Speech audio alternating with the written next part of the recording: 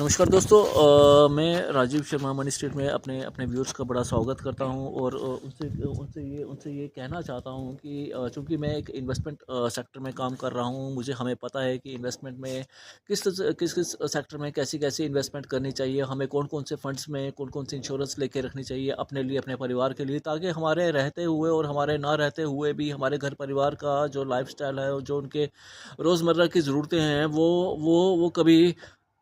वो कभी उनको उनको उनको रोकने ना पड़े, उनको उनको उनको उनको काम ना करना पड़े।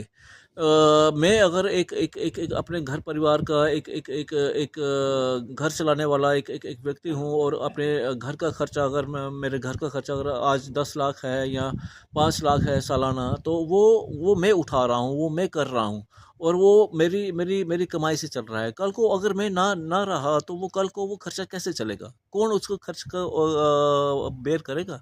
क्या मेरे रिश्तेदार बेयर करेंगे या मेरे दोस्त बेयर करेंगे? कितनी देर तक बेयर करेंगे? तो इसके लिए हमें एक स्मार्ट मूव करना चाहिए, एक स्मार्ट इन्वेस्टमेंट करनी चाहिए, एक स्मार्ट स्मार्ट इंश्योरेंस लेनी चाहिए।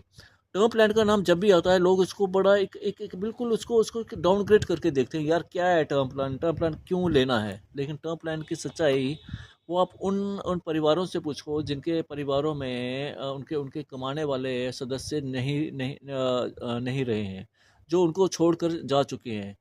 वो जब जब उनके घर के कमाने वाले सदस्य चले जाते हैं, तो उनके घर के ऊपर जो होम लोन होता है, जो एजुकेशन लोन होता है या बाकी जो रिस्पॉन्सिबिलिटी होती हैं, वो धीरे-धीरे परिवार को उससे समझौता करना पड़ता है। बच्चों की एजुकेशन एक अच्छे स्कूल से घटकर एक सरकारी स्कूल या किसी एक ऐसे मैं बोलूँगा कि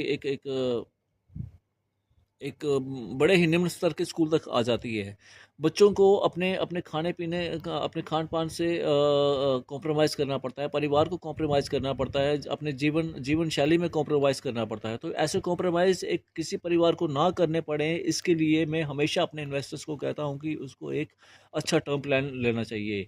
ये मैं आपको इसलिए भी कह रहा हूँ कि ये चीज़ें मैंने स्वयं अपने अपने साथ होते हुए देखी हुई हैं।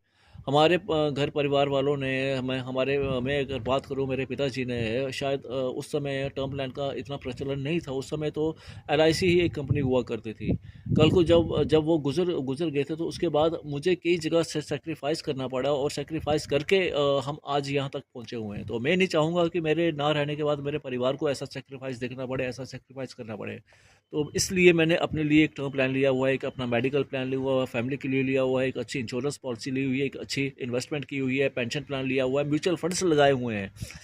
और मैं अपने